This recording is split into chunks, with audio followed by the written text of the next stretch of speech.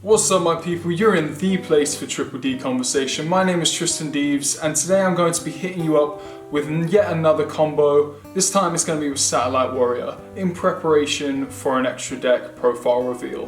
Once again, I'll be pumping out non-Crystron Halqifibrax plays, although I'm tempted to do a video on some crazy negates and hand advantages you can get simply by altering your extra deck slightly. With that all being said, let's get right into today's video. So what we're going to need today is a Dark Contract with the Gate, a Swirl Slime, a Lamia, a Savin Kepler, and a Necro Slime. Now you can do this different ways. I add in your Copernicus to make a better combo, which does actually allow you to set your field for next turn, so you're ready to pump out a really strong monster. I'll go for that place usually if they still have a decent monster on the field. But other than that, you'll go for a Crystron Halqifibrax and you can get your crazy negates on the field that way as well. There is another combo I'd like to show you with Hyper Librarian, which follows the same exact kind of process. The only difference with Hyper Librarian is you actually get a shed ton of cards added to the hand, and I'd much rather that, but it does, I believe, require 4 cards to start off with. So it's a mixed bag with that one. So what we're going to start off with today is we're going to go with our Kepler, we're going to go with our Lamia, and we're going to go with our Swirl Slime. In reality, it doesn't really matter what we're going for. We could have the Necro Slime switching out for one of these, because we're going to be getting Gate anyway to search for the missing piece. So today we'll go for these 3, as per usual. We're going to normal summon the Savin Kepler. He's going to trigger the effect to give us Gates. On Gate, we're going to search our missing piece, Necro Slime. Now, it's important here to go for the Swirl Slime and the Necro Slime to the grave, and then you're going to get your Flame King Genghis. On the summon of Flame King Genghis, we're going to activate Swirl Slime's ability, special summoning Lamia, and you're not going to trigger his effect at this point. You're going to go for Lamia and the Flame King Genghis straight to the graveyard for a Gust King Alexander. On Gust King Alexander, you're going to use the Necro Slime and the Flame King Genghis to the banished, just so that you can fusion summon a Flame High King Genghis. That's going to trigger your Gust King Alexander's effect, special summoning your Lamia, which isn't going to activate Flame High King Genghis' effect first. 1, because there's nothing in your graveyard, and 2, because you do not want to. You want to go for the Lamia and the Gust King Alexander to get your Curse King Siegfried. Now once you've got your Curse King Siegfried, that's going to trigger your Flame High King Genghis, bringing back your Lamia from the grave. Now you can go Lamia and your Kepler to go for a Synchro Summon of Formula Synchron. Now at this point, you're either going to attack or you're going to just pass turn there. You do have 2 Spell Trap Negates on your turn, but during your opponent's turn, you're only going to have that 1 Spell Trap Negate because Flame High King Genghis is limited to your turn only. But on your opponent's turn, during the main phase, you're simply going to use these 2 cards to fusion summon for Satellite Warrior. Now at this point you're going to have 1, 2, 3 synchros in your graveyard, so that's going to give this guy the ability to pop 3 of your opponent's cards. Now you've got to be wary here because the majority of cards in Yu-Gi-Oh! Still can't target, so you are kind of on a back foot with that. But at the end of the day, all you're going to be aiming for is at least those spell traps that they have on the field that you want to get rid of. You can just target their back row and demolish them. Not only do they get destroyed, but when they get destroyed, he will gain 1000 attack per card that's been popped and sent to the graveyard. Now the downside for this combo is you are left with just a Flame High King Genghis, who is basically vulnerable during his turn. You're not getting any spell trap negates, you're not getting any monster negates, and essentially Satellite Warrior, when he does activate his effect, if there is a monster on the field that can just simply negate his effect and destroy him, that will happen. You also have to rely on the fact that your opponent's already set their board for Satellite Warrior to come into play. So you're kind of just taking a big chance on this guy, hoping that your opponent doesn't have any real cards set. Now in today's Yu-Gi-Oh! You tend to find a lot of negates on the field anyway. Your opponents are going to be pumping out negates every single second, and you have to deal with that. So just having someone that destroys and targets monsters sometimes isn't enough. But you can obviously, you've got to play to your advantage. You have to read, okay, well, does it make sense for me to pop a card here, or does it make sense for me not to? There is another option that you can go for.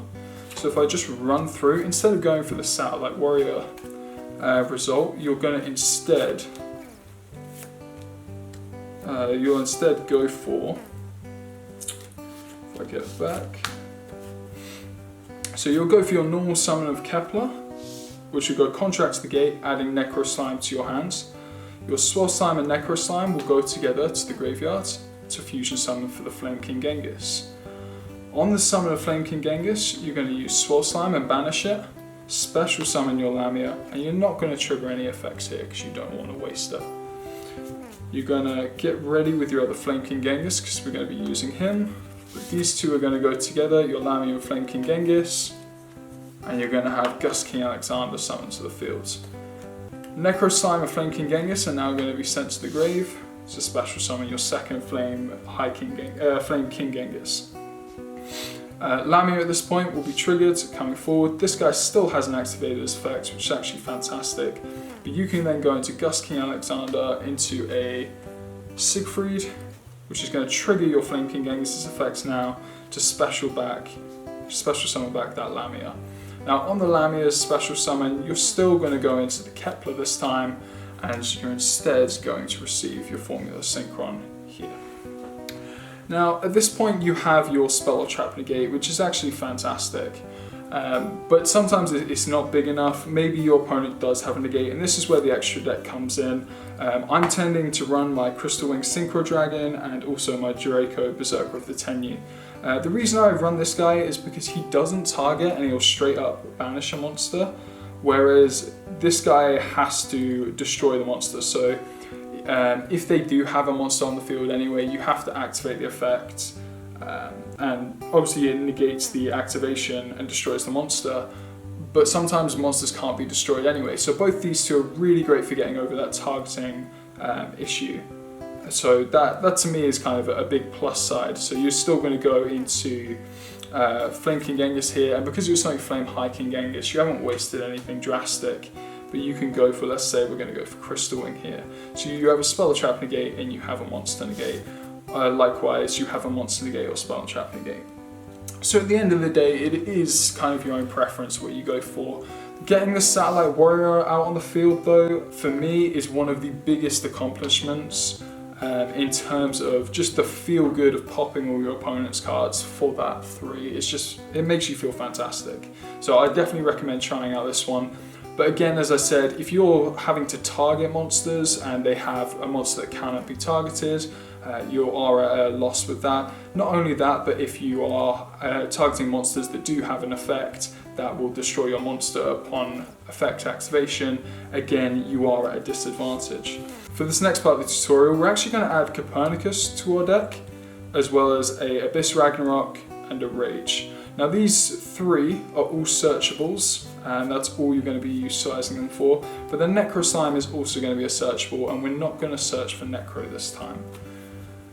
So starting with the same cards that we had before, your Swell Slime, your Lamia, your Kepler, and then of course your Contract with the Gate, you're going to be searching for the Copernicus this time. So you're going to normal summon the Kepler, you're going to find Contract with the Gate from your deck, and then you're going to add this time the Saturn Copernicus. Now just adding Saturn Copernicus gives you an extra piece on the field, which you can do so much more with. So we're going to go for a Swell Slime and Lamia fusion summon, and this is going to fusion summon your low level Flame King Genghis. On the summon of Flame King Genghis, you're going to Swell Slime to special summon your Copernicus, sending a Necro Slime to grave, and special summoning your Lamia from Flame King Genghis' effect. Now, as you can see already, you already have chance to do more. From this, you can obviously go into your Samsara, and you can go for your Shooting Rides and Dragons to get Calamities on the field. And this is why this combo isn't as good as just straight up going into your Calamity combo anyway, because they require the same 3 cards. So if they require the same 3 cards, why not just go into the better combo? That's my perspective of it. But if you could get a Satellite Warrior out on the field anyway, and you feel as though you need to pop your opponent's cards, this is when you change to the Satellite Warrior combo. Because if your opponent is already set, there is no point going to the Calamities combo. And that's why it's a great addition to have going second in your deck. But anyway, once you have this on the field, you're going to go for your Gust King Alexander for the Lamia and the Flame King Genghis. You're going to trigger from the grave the Necro Slime and the Flame King Genghis. I'm actually going to go for the High King Genghis here. So High King Genghis is going to be special summoned to the field. This is going to trigger Gust King Alexander's effect, special summoning back the Lamia. Now obviously we don't want to go into our Gilgamesh right now. So what we're going to do is we're going to go straight away again into that Siegfried, which is going to trigger Flame King Genghis' effect, bringing back our Lamia once again. Now again, we're going to go straight up for that Formula Synchron. We've now got him on the field. This is where you could have actually done Hyper Librarian if you had Hyper Librarian in your extra deck, i.e. going into the Copernicus, getting Hyper Librarian on the field, and then you would have got a few pluses. Now that is actually where my special extra deck siding does come into play. Well, I'll have to show that for another video. From this, however, we can go into a Pendulum summon, so it's going to go from that to Gilgamesh. You're going to set your scales for a Rage and a Ragnarok. You're going to Pendulum summon Rage, and you're going to go for the Copernicus. You want the Kepler there just in case Gate gets destroyed. On the summon of that, it's going to trigger your Ragnarok, bringing back your Siegfried. Now you can still get rid of your Dark Contract with the Gate, so you could have done that to get your Gilgamesh, get your Lamia back, go into your Gilgamesh with Copernicus and Lamia, but as we get back our Siegfried anyway, it's not too big a deal. Now unless you're going to go into a level 5, maybe you could go into your Samsara Dragon of Rebirth here. There's not too much point in going to it, however I would recommend going from Gate, go to Lamia, get your Samsara Dragon of Rebirth out. And the reason being is just because now you have that option. So that's now banished and that's in the grave. Now you do have the option of jumping into a Shooting Riser Dragon if need be, just with your Formula Synchron and the Samsara Dragon of Rebirth. So you can set yourself up next turn for another Flame King Genghis summon onto the field if, for example, you want a Necro Slime to go to your graveyard. But as it stands, it is up to you. You guys can do absolutely whatever you want with these combos. And literally just adding that one extra tuner can give you that extra synchro level. So have a look really into what synchros suit you best and feel like you enjoy playing the game with. I'm a massive fan of just being able to screw your opponent on their turn, which is why I just love going into the Satellite Warrior combo straight off the bat. It's a shame we don't have a level 5 in the deck. If we did, we'd be able to go for these two first, bringing out the Shooting Riser Dragon, and then sending a level 5 to the graveyard, then straight away going for these guys, because this would become level 2 into the Satellite Warrior. Not only are you bringing this guy to the field, but you're popping 1, 2, 3, 4, 5 monsters from the field, which is just be absolutely fantastic. But anyway, at the end of the day, having that extra Gilgamesh on the field is going to give you the rage, so you can actually summon over things. So if you wanted to keep your Dark Contract here, you could just grab a really strong boss monster and normal summon onto the field anyway. You could even grab a Ragnarok, so you could normal summon a Ragnarok, bring back the Siegfried on your turn after your opponent's day was sent to the graveyard. You can then trigger this Ragnarok's effects, maybe bring back the Gust King Alexander. There's so much that you can do, and to be honest guys, just have fun with it. I think that's the biggest part about Yu-Gi-Oh! Like most people forget. At the end of the day, it is a casual game for me.